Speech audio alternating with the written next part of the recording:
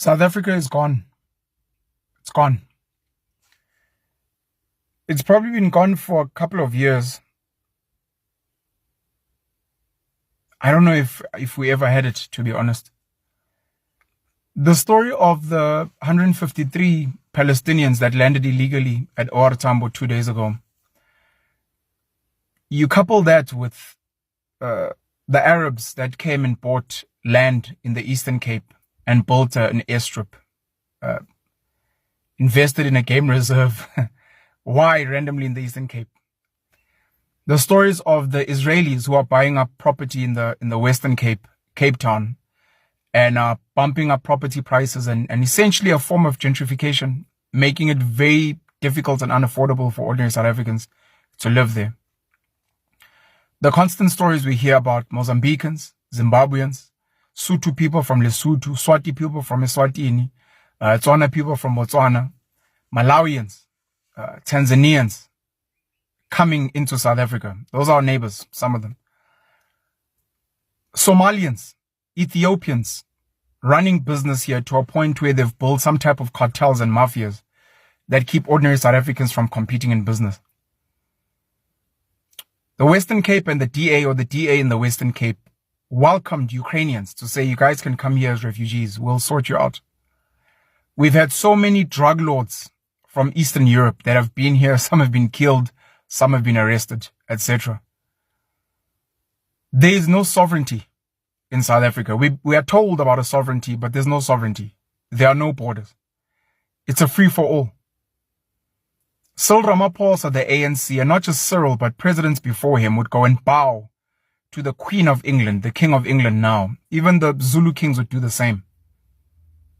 There's no sovereignty in South Africa, and I hope and I wish South Africans could wake up and see that this country is run by managers who never stopped working for Western colonizers.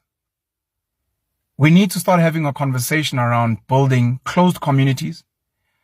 We need to have a conversation around building something like an Orania, something like a Stain City with our own security, with our own people inside. Documented, undocumented, doesn't matter. People that you're saying, these are my people. Because if we don't, a civil war is going to erupt very soon. And I can tell you now, the elite are going to leave, or they're going to use the soldiers and the police to defend themselves. And ordinary South Africans are going to be the ones left suffering, as it's always happened in history. But South Africa's gone. It's gone. If you are South African and your hope is still in this government, please skip this video because this is not for you. This video is for the people that are fed up. I'm a South African citizen and I'm a follower of Christ. And I'm at a point where I can't pray anymore. I can't just sit still and do nothing about the abuse, misuse, the mismanagement of things that belongs to us. Us. Foolish, greedful, selfish, self-centered people who believe because they are in charge or because they are in office they can do whatever they want, and whoever is affected by it, screw them. I've been taxed more than 20,000 rand last month, and yet I still have water outages, I still have power outages. We still drive through holes in the roads. Our electricity is through the roof. Food is through the roof. And what do we do about it? Nothing. We entertain each other because we are the country of entertainment, right?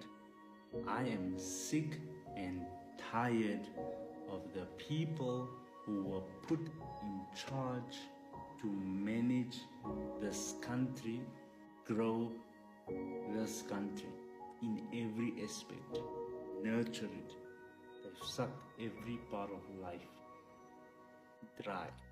As a financial advisor, I want to tell you, if you are not thinking about stacking up money for yourself, an emergency fund, and putting money away for your future, currently thinking of ways to bring value to people so that you can earn money.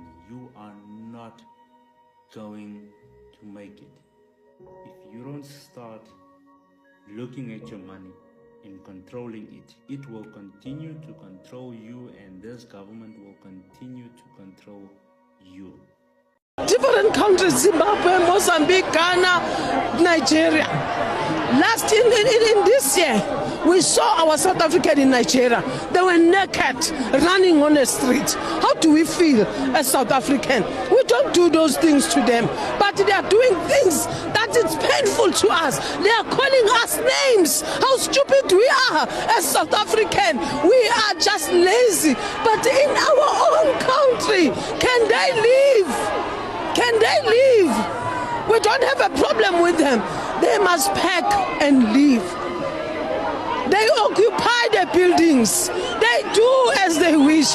But now our government sees that these people, they are overdoing things in us. Because it's years we were complaining as leaders to say we are sick and tired of what is happening. Our children are dying. If a man loves you, he must take you back where he's coming from. We cannot marry a man from Nigeria to be my husband in South Africa. If he loves me, take me to Nigeria, wherever. Let them go with their wife, with their kids. That will be fine for us.